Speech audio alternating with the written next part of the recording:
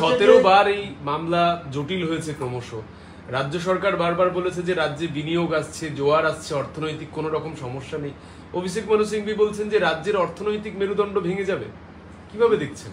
দেখুন, এটা থেকে বোঝা যাচ্ছে যে কোর্টের সামনে তো মিথ্যে কথা বলবে না রাজ্য সরকার।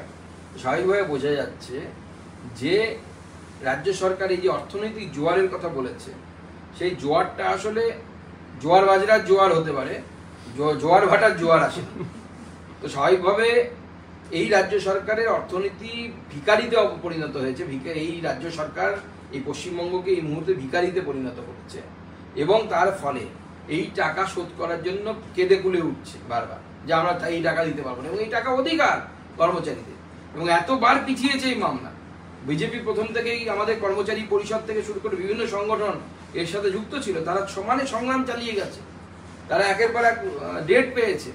গতকাল পরশুদিনই আমার সাথে কথা হচ্ছিল যে আর মানে তারা আর পারছে না মামলাটাকে টেনে নিয়ে যাওয়ার জন্য, যাওয়া আসার ভাড়া নেই, এরকম হয়ে গেছে।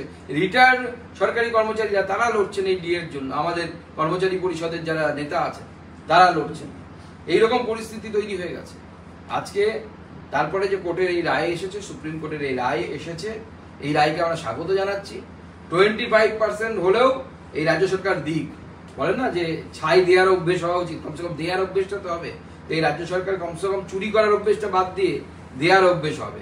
এই সরকার যদি চুরি না করতো তাহলে পরে রাজ্যের ভাড়ারের এই অবস্থা হতো।